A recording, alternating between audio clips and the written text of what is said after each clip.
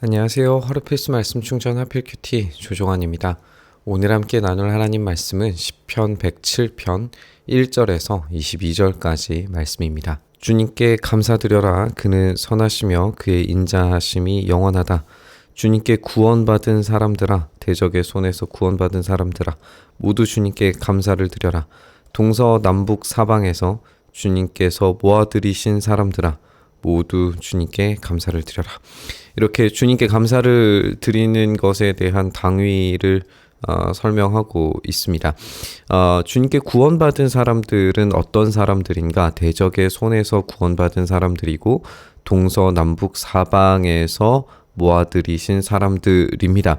그래서 우리가 생각할 수 있는 것은 이들은 지금 포로에서 되돌아오는 사람들이다라는 걸 알 수가 있습니다. 그들의 죄로 말미암아서 모두가 다 흩어져 버렸었는데 하나님의 인자하심으로 말미암아 다시금 약속의 땅으로 귀환하게 됐죠. 물론 아직도 가야 할 길이 멀어 보이긴 하지만 하나님의 신실하신 일하심이 그들을 되돌아오게 만드셨습니다. 그렇다면 그 이후의 일도 당연히 행하시리라고 하는 기대감을 가질 수 있죠. 그렇기 때문에 그들은 감사를 드려야 되는 겁니다. 포로에서 되돌아오게 하신 하나님께 하나님의 그 긍휼과 인자하심이 이들의 미래도 책임져 주실 것임을 확신할 수 있게 되죠. 그래서 우리는 이 포로가 된 것이 미래를 기대하는 것뿐만 아니라 과거에도 어떤 일을 행하셨는지 기억하면서 과거와 포로로 귀환하는 현재와 앞으로 행하실 미래까지도 함께 연결해서 하나님의 신실하심을 찬양하게 될 겁니다. 그것이 감사의 이유가 되는 거죠. 어떤 이들은 광야의 사막에서 길을 잃고 사람이 사는 성읍으로 가는 길을 찾지 못했으며 배고프고 목이 말라서 기력이 다 빠지기도 하였다. 그러나 그들이 그 고난 가운데서 주님께 부르짖을 때에 주님께서는 그들을 고통에서 건지시고 바른 길로 들어서게 하셔서 사람이 사는 성읍으로 들어가게 하셨다. 이렇게 이야기하고 있어요. 우리가 앞서 지적한 것처럼 지금 이들이 포로에서 귀환하는 과정이라면 광야의 사막에서 길을 잃고 성읍으로 가는 길을 찾지 못했다라고 하는 것이 현재의 경험일 수도 있겠지만 훨씬 더 이 광야의 사막에서 길을 잃고 배신하고 하나님을 떠나고 죄를 범죄하고 이런 것들은 광야 경험과 더 가깝다고 생각을 할 수 있어요.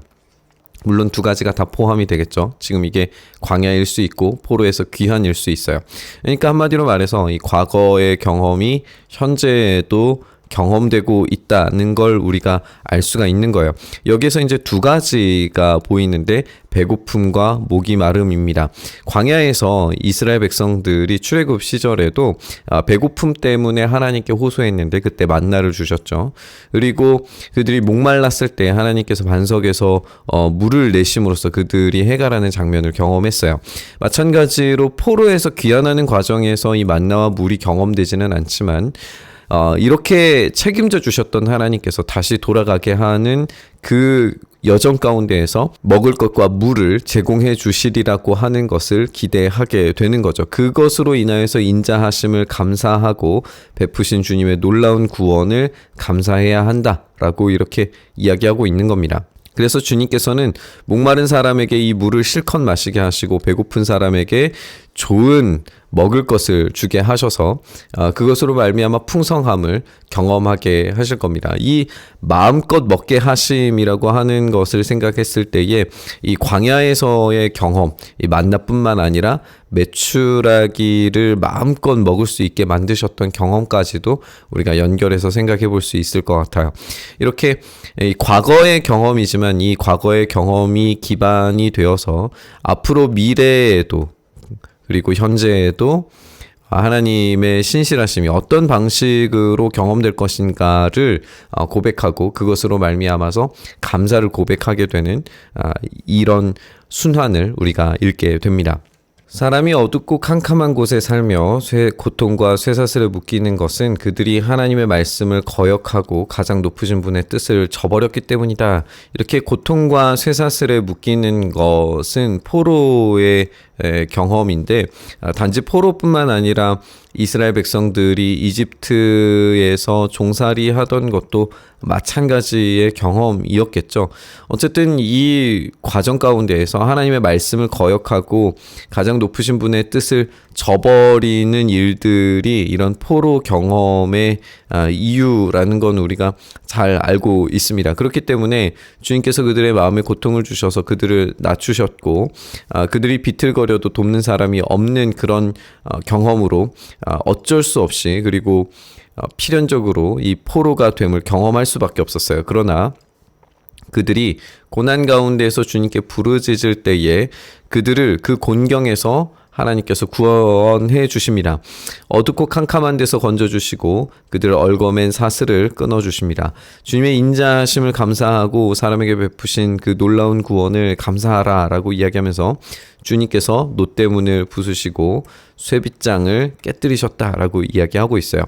이제 포로가 된 이스라엘 백성들을 도울 사람이 아무도 없는데 주님께 부르짖을 때에 그 간절한 부르짖음에 의해서 캄캄한 데서 사슬을 끊어주시는 이 놀라운 구원을 경험하게 돼요.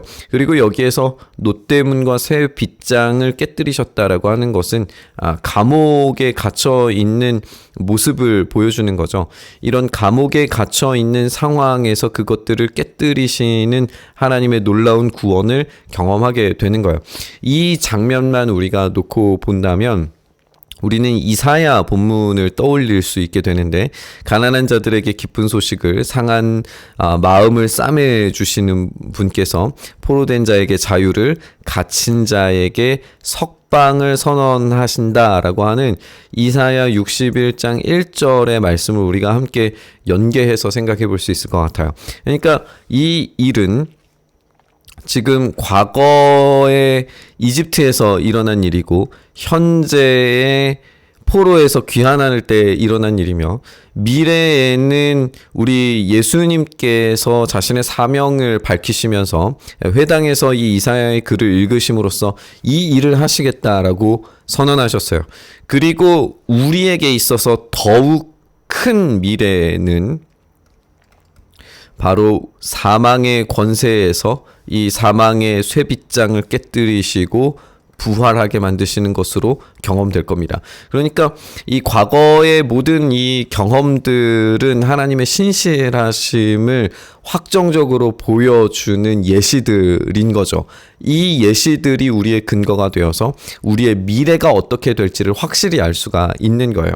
그렇게 약속하셨고 그렇게 이루실 겁니다. 그렇기 때문에 우리는 감사와 구원에 대한 찬양을 멈추지 않아야 하는 거죠. 어리석은 자들은 반역의 길을 걷고 죄악을 저지르다가 고난을 받아서 밤낮까지 이뤘으니 이미 죽음의 문턱까지 이르렀다. 그때 그들이 고난 가운데서 주님께 부르짖으니 주님께서 그들을 곤경에서 구해 주셨다.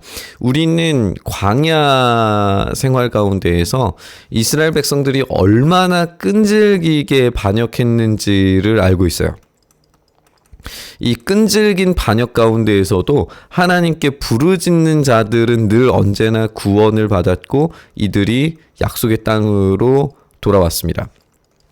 마찬가지로 포로가 되었을 때에 하나님께서 이들에게 하셨던 명령들이 있어요. 그 땅에서 정착해서 살아라. 그리고 70년이 지난 뒤에 되돌아오게 만드실 거다. 그거를 믿고 순종하는 자들에게는 그들이 바빌로니아의 강가에 있으면서도 하나님의 임재를 경험할 수 있었어요. 하지만 그렇지 않은 자들은 모두 다 죽음을, 끔찍한 고통을 맞이하게 되죠. 그러니까 부르짖는 자들만이 하나님의 구원을 얻을 수 있다는 걸 우리가 알 수가 있습니다. 단 한마디 말씀으로 그들을 고쳐주실 수 있고 그들을 멸망의 구렁텅이에서 끌어내 주실 수 있는 분이 우리 하나님이시죠. 주님의 인자하심을 감사해라. 사람에게 베푸신 주님의 놀라운 구원을 감사해라. 감사의 제물을 드리고 주님의 이루신 일을 즐거운 노래로 널리 퍼뜨려라. 이렇게 이야기하고 있습니다. 하나님께서는 그 반역하는 자들, 끈질긴 반역 가운데 있는 자들조차도 하나님께 부르짖을 때에 그 구원을 신실하게 베풀어 주십니다. 그런 하나님께서 우리의 연약함과 넘어짐에도 우리가 하나님께 부르짖고 주님께로 돌아간다면 하나님은 반드시 그 신실하신 일들을 멈추지 않고 우리에게도 동일하게 제공해 주실 겁니다. 그러므로 우리는 하나님께 감사하고 또 감사의 그 제물을 마땅히 드려야 할 당위가 생기는 거죠. 출애굽과 포로 귀환의 사건은 우리에게 중요한 사실을 알려줍니다. 고통 가운데에서 부르짖고 하나님께 호소하면 하나님께서 반드시 그 약속하신 은혜의 땅에서 당신들의 백성들을 먹이시고 입히시고 풍성하게 만드실 거라는 사실입니다. 우리가 경험해야 할 참된 본향으로의 귀환은 아직 일어나지 않은 일이지만 과거에 그렇게 해 오셨던 것처럼, 그래서 출애굽에서 그리고 포로 귀환에서 예수님의 사역을 통하여서 이루신 일을 앞으로 미래에 다시 오셔서 반드시 행하시리라고 하는 기대를 우리는 놓치지 않을 수 있는 겁니다. 우리가 비록 지금 죄 가운데에서 연약함 가운데에서 넘어져 있을지라도 하나님의 신실하심은 결코 우리를 실망시키지 않으십니다. 주님의 영광스러운 일하심을 반드시 우리에게 보여주실 겁니다. 오늘 그 신실하심에 반응하면서 감사를 드리길 바랍니다.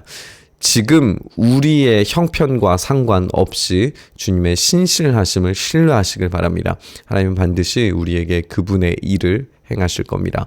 그 은혜를 사모하고 소망하며 그 마침내 행하실 신실하심을 우리가 기쁨과 감사로 고백하며 우리 묵상의 자리로 나아가시죠. 주님, 우리에게 그 신실하심을 행하실 줄 믿습니다. 우리는 넘어지고 쓰러지는 존재일지라도 주님의 그 신실하심이 우리의 삶을 온전히 붙들어 가실 줄 믿습니다. 마침내 우리가 부활의 영광에 맞이하여 주님의 놀라우신 그 나라에서 영원한 생명과 복락을 누릴 때에 주님의 그 신실하심의 완성을 우리가 맞이하게 될 줄 믿습니다. 그 일들이 반드시 일어날 줄로 믿고 오늘도 주님 따라 살아가기를 간절히 소망하며 결단하오니 주여 우리의 삶 가운데 주님의 그 놀라우신 은혜를 일하심을 제공하여 주시옵소서. 그행하시길 간절히 바라고 소망하며 우리 주님 예수님 이름으로 기도드리옵나이다. 아멘.